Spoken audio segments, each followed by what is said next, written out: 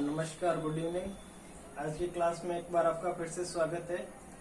और मुझे उम्मीद है कि हमने इतिहास की जो ये सीरीज स्टार्ट की है, पहले हमने लोक देवता और लोक देवियां पढ़ी थी और अब हम पढ़ रहे हैं उसी में आगे लोक संत। तो चीजें आपको समझ में आ रही होगी, आप चीजों को अंडरस्टैंड कर रहे होंगे।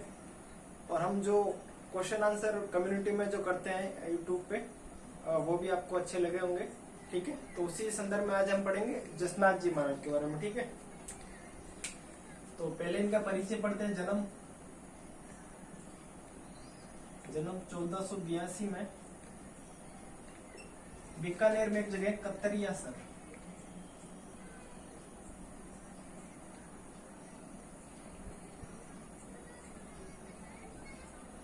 ठीक है। पिता का नाम हमीर,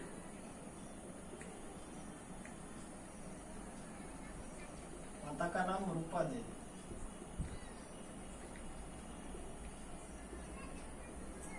जैसे हमने पढ़ा था कि जाम्बू जी का जन्म कहाँ हुआ था, एक पंवार वंशीय राजपूत परिवार में, यानी क्षत्रिय परिवार में हुआ था। तो अपने जसनाथ जी का जन्म होता है एक जाट परिवार में, जो अपने जानी जाट है।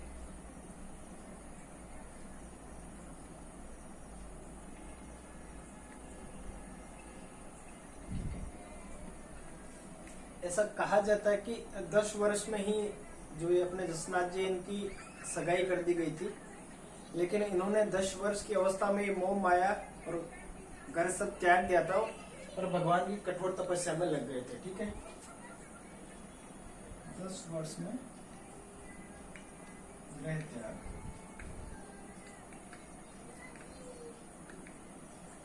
पता भगवान साधना में जी।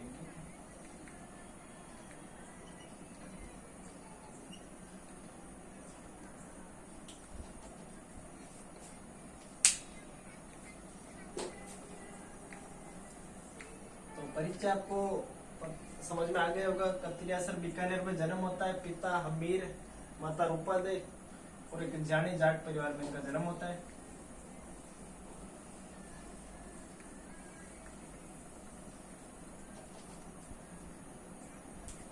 देखिए, बीकानेर में एक जगह गोरखमालिया,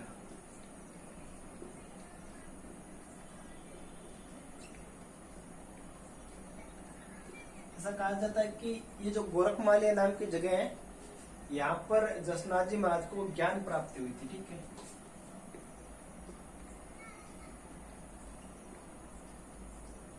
तो ये इनका क्या प्रमुख केंद्र है। ठीक है, गोरखमालिया।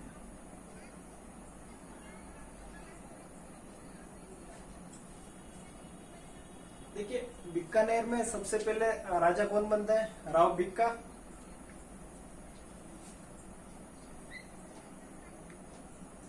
बिक्का के बाद में राजा बनता है राव नरा।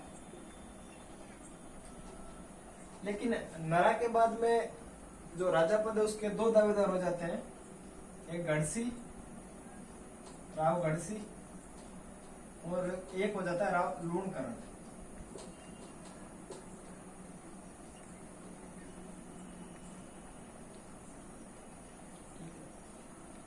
तो दोनों जसनाथ जी के पास गए थे आशीर्वाद प्राप्ति के लिए। तो ऐसा माना जाता है कि जो राव गढ़सी था, ये थोड़ा एटीट्यूड वाला बंदा था। तो वो जसनाथ जी महाराज के पास गए और उनके बराबर जाके बैठ गए। ठीक है, तो आप देखो, कहीं भी हम जाए, कोई भी संत है, माने हुए संत है, तो उनके अगर बराबर में जाके बैठ जाते हैं तो वो थोड़ा इंसल्ट फील करते हैं। तो ऐसा ही हुआ होगा कि जसनाथ जी महाराज को भी इंसल्ट फील हुई होगी और उन्होंने राव लूणकरण को राज प्राप्ति का आशीर्वाद दिया था।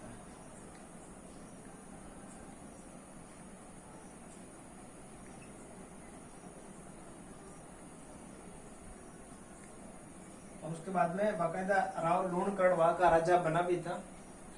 तो कभी एग्जाम में क्वेश्चन ऐसा पूछ लिया जाए कि राव लूणकरण को राज्य प्राप्ति का आशीर्वाद किसने दिया था, तो जसनाथ जी महाराज ने। ठीक है,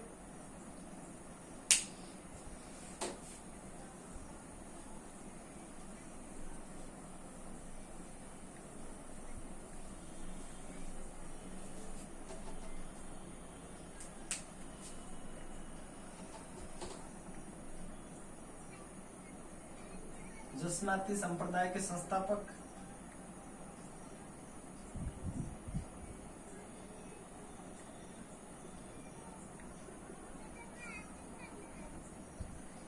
जैसे कल की क्लास में हमने पढ़ा था कि जाम्बोजी ने अपने अनुयायियों को 29 उपदेश दिए थे, 20+9, इसलिए वो क्या कहलाए, बिश्नोई। तो अब जाम्बोजी वाली कोचिंग से हटके जसनाथ जी को अपनी कोचिंग की थोड़ी प्रचार प्रसार और ज्यादा करना होगा, तो उस चक्कर में इन्होंने 36 उपदेश दिए थे। ठीक है, देखो उपदेश वही होते थे जैसे झूठ नहीं बोलना, ठीक है, जीव जंतु की हत्या नहीं करना, हरे हरे पेड़ पौधे नहीं काटना, ठीक है, सत्य बोलना, हिंसा नहीं करना, तो सारे वही उपदेश दिए होंगे इन्होंने। ठीक है, जसनाती संप्रदाय के संस्थापक 36 उपदेश। और इन्होंने लोक कला को भी बढ़ावा दिया, क्योंकि कला में ही आता है नृत्य।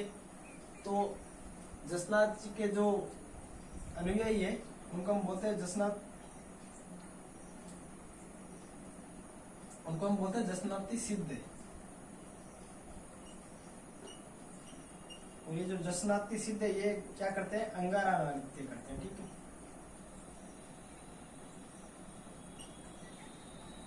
ठीक है, इनके जो अनुयायी है जसनाती सिद्ध, वो क्या करते हैं, अंगारा नृत्य। अंगारा नृत्य पुरुषों द्वारा किया जाता है, इसमें महिलाएं भाग नहीं लेती। ठीक है,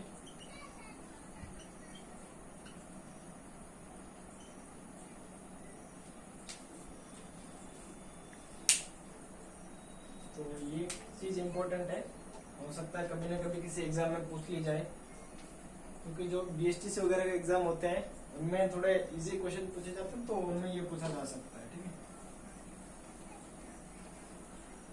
और आजकल इतिहास के नाम पे कला, संस्कृति, साहित्य, यही चीजें पूछी जाती है, तो ध्यान में रहे ये चीजें। इनके समकालीन, क्योंकि ये जाम्बोजी के समकालीन है, तो दिल्ली में शासक था सिकंदर लोधी, हमने कल ही पढ़ा था। सिकंदर लोधी भी इनसे प्रभावित था। ठीक है, सिकंदर लोधी ने इनको कत्तरियासर में भूमि दी थी दान में। ठीक है, कत्तरियासर में भूमि, और जाम्बोजी भी इनके समकालीन थे। जैसा माना जाता है कि 1500 ईस्वी में जाम्बोजी और जसनाथ जी मिले थे। ठीक है, और 24 वर्ष की उम्र में इन्होंने, जसनाथ जी ने क्या, जीवित समाधि ली थी। ठीक है,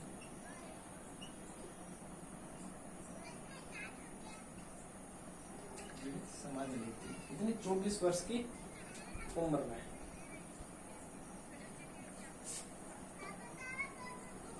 देखिए कल हमने पढ़ा था कि जाम्बोजी खेजड़ी के वर्ष को पवित्र मानते थे उनके अनुयायी, इनके अनुयायी वो जाड़ वर्ष को पवित्र मानते हैं। ठीक है, मोर पंख,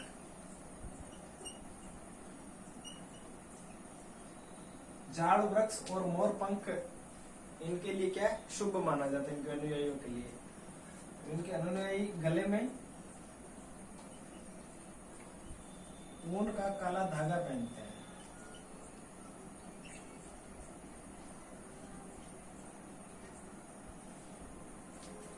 तो जो राव लूणकर्ण था, तो उसके बाद जो भी शासक हुए थे, तो बीकानेर के जो सिक्के थे, ठीक है, उन सिक्कों पे जाल का वृक्ष मिलता था। ठीक है, तो ऐसा कभी पूछ लिया जाता है कि भाई शासक के सिक्कों पे किस वृक्ष का निशान अंकित है, तो आप बता सकते हो कि जाल वृक्ष अंकित है राव लूणकर्ण और उसके आगे के शासकों में।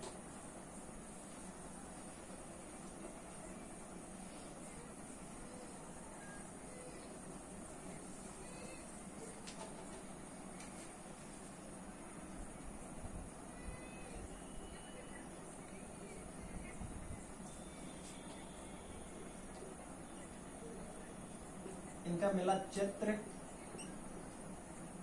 आश्विन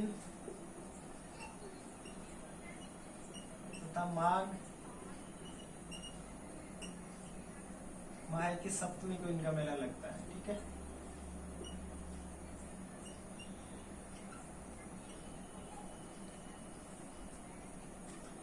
इनके शिष्य हुए थे, शिष्य लालदास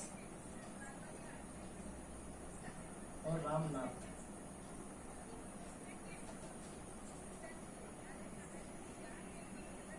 लालदास जी और रामनाथ जी, और रामनाथ जी ने एक किताब लिखी थी यशोनाथ पुराण।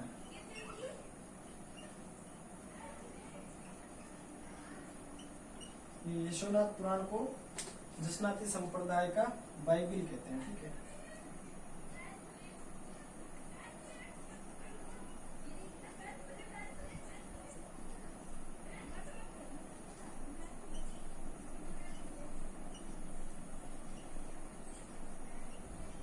जसनाती संप्रदाय का इनको क्या कहते हैं? बाइबिल।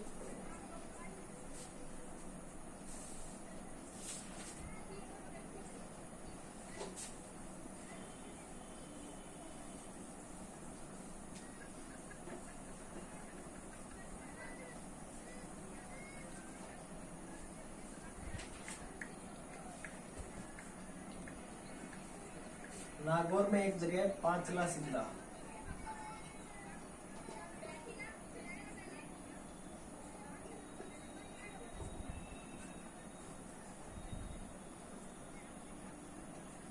इसको हम बोलते हैं जसनाती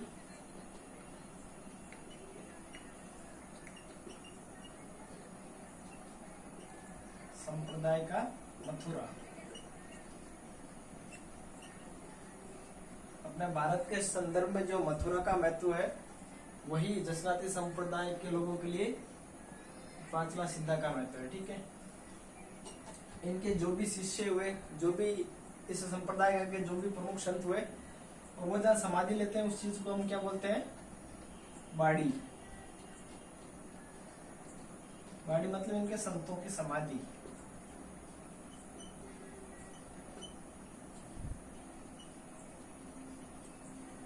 और ऐसी इनकी 84 बाड़ियां हैं, ऐसा कहा जाता है, ठीक है। तो पांचला सिद्धा जसनाती संप्रदाय का मथुरा है, और इनके संतों की समाधि को हम क्या कहते हैं? बाड़ी, ठीक है। धन्यवाद। उम्मीद करता हूँ कि चीजें आपको समझ में आई होगी, और बाकी की क्लास कल करेंगे।